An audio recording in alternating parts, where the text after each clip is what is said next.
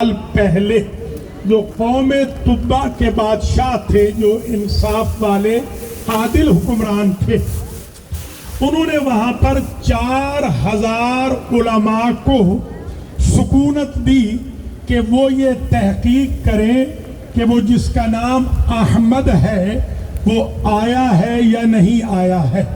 وہ جو علماء تھے وہ اسی اونچی جگہ پر کھڑے ہو کر انتظار کرتے تھے اس محمد کے آنے کا۔ ہم بھی اسی البقیع میں کھڑے ہو کر آج کے محمد کے آنے کا انتظار کریں گے۔ تیسرا پوائنٹ یہ ہے کہ تبا قوم کے حمیری بادشاہ نے 1000 سال پہلے ایک خط لکھا اور اس نے وہ خط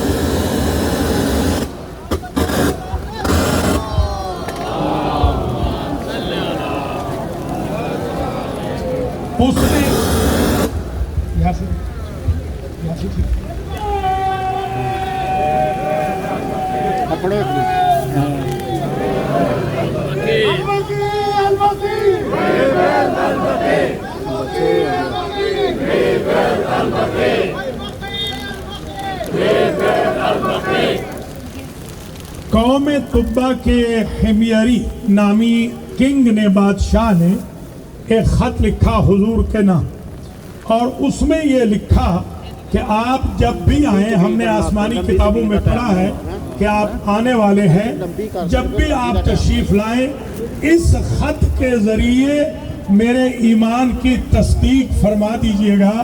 میں غیب پر ایمان رکھ کے دنیا سے جا رہا ہوں۔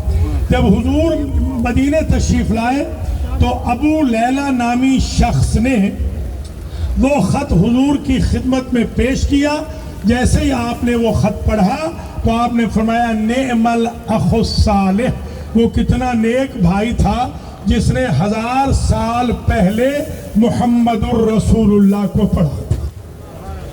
چوتھا پوائنٹ یہ ہے، قرآن کہتا ہے الہاکم التکاثر حتی زرتم المقابر۔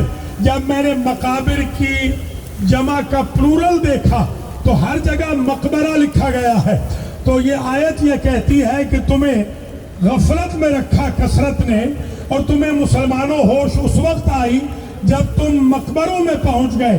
تو اگر عام انسان کا مقبرہ بن سکتا ہے تو ان کے مقبرے کیسے نہیں بن سکتے جن کی وجہ سے یہ دنیا بچ بھی رہی ہے اور بنائی بھی گئی ہے۔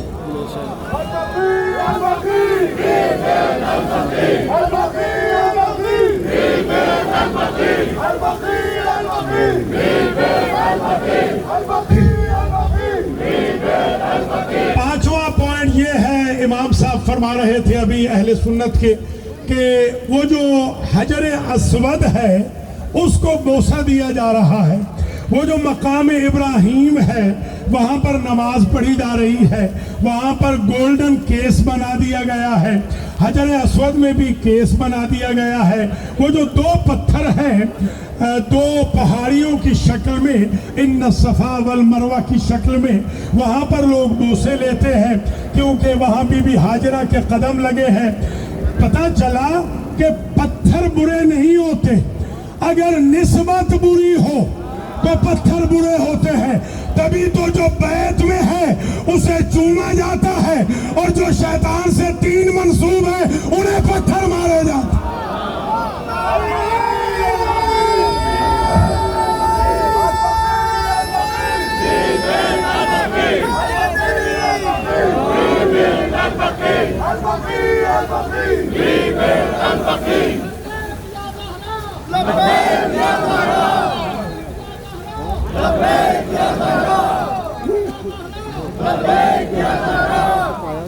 ایک پوائنٹ یہ سمجھ لے کہ یہ پتھر جنت سے آیا تھا، حجر اسود جو جنت سے آئے اسے چومنا جائز ہے، اور جو پتھر جنت میں لے جائے، آل محمد کی قبروں کے پتھر تو جنت میں لے جاتے۔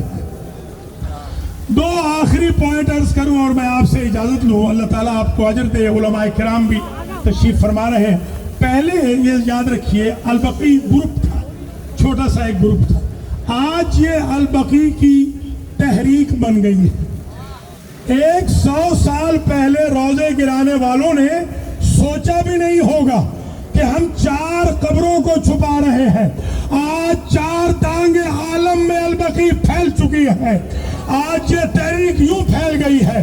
آج البقیع کے نام کے کالج بن رہے ہیں, البقیع کے نام کی سیمینریز بن رہی ہے, البقیع کے نام کے اسکول قائم ہو رہے ہیں, البقیع کے نام کے انسٹیٹیوٹ قائم ہو رہے ہیں. البقیع ہر طرف پھیل چکی ہے. آج فضا میں ہر جگہ البقیع البقیع کی ایسے ہی آواز ہے جیسے علی علی اور کربلا کربلا کی آواز.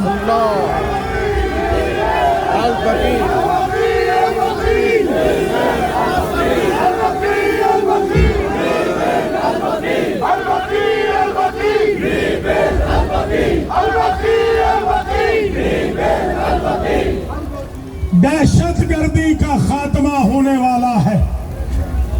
انہیں اپنی غلطیوں کا احساس ہو گیا ہے, ورنہ جنہیں کافر کہتے تھے ان کے ساتھ صلح نہ کرتے. ہمیں تو صلح حسن یاد آ رہی ہے. یاد رکھیے, اب ہماری ڈیوٹی صرف یہ ہے کہ ہم نے اس البقیع کی تحریک کو زندہ رکھنا ہے, 365 دن زندہ رکھنا ہے. اور یاد رکھیے, ہم کبھی سوچ نہیں سکتے تھے کہ عراق صدام کے بغیر ہوگا. آج ہم دیکھتے ہیں حج سے 10 گنا زیادہ لبیک یا حسین کی آواز بلند ہو رہی ہے.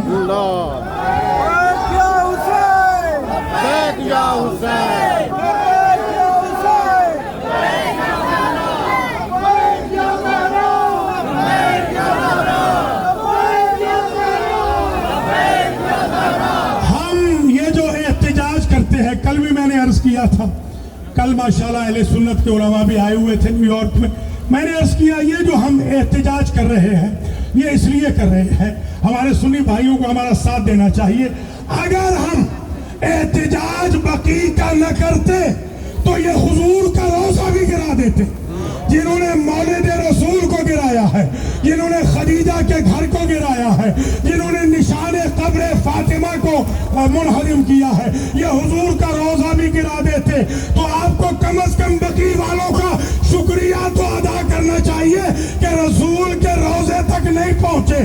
میں نے ایک زمانے میں کہا تھا, ایک متوع سے کہا تھا کہ تم مولد رسول کا مٹانے کا سوچ تو رہے ہو نا, ذرا مولد علی کو مٹا کے تو دکھاؤ.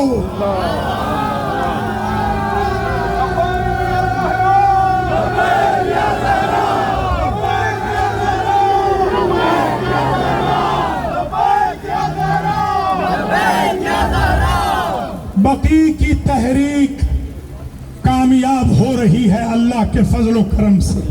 100 سال ہو گئے ہیں ہمیں احتجاج کرتے ہوئے, اور ہم اس وقت تک احتجاج کریں گے جب تک روضے نہیں مکمل ہو جاتے. اس لیے کہ مقبروں کا بنانا, اگر قبروں کا بنانا بدعت ہوتا تو ہمیں آدم کی قبر کا تو نشانی پتہ نہ ہوتا, ہمیں نوح کی قبر کا پتہ ہی نہ ہوتا, ہود و صالح کا پتہ نہ ہوتا, ابراہیم و اسماعیل کا پتہ نہ ہوتا, موسیٰ کی قبر کا علم نہ ہوتا, ہمیں تو یعقوب و یوسف کی, یونس کی قبروں کا علم نہ ہوتا. یہ قبروں کا علم بتاتا ہے کہ قبروں کا بنانا الہی سنت ہے. اس لیے کہ قرآن کہتا ہے ثم اماتہ فاقبرہ, اللہ ہے جو مارتا ہے بندے کو, اور اللہ یہ قبر بناتا ہے. قبر محفوظ کرنا شیعوں کا جاب نہیں, سنیوں کا جاب نہیں, اللہ کا جاب ہے. جو قبریں مٹا رہا ہے اس سے اللہ لڑے گا, اس لیے کہ وہ اللہ کے جاب میں مداخلت کر رہا ہے.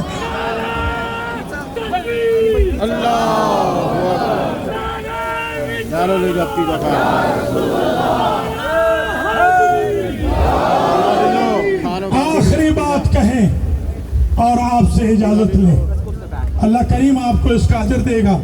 اس بیڈ ویدر کے اندر ماشاءاللہ میں دیکھ رہا ہوں کس طرح پورا امریکہ یہاں آ گیا ہے, اور اسی طرح اس کو اور انشاءاللہ ذوق و شوق سے, جوش و خروش سے اور بڑھانا ہے.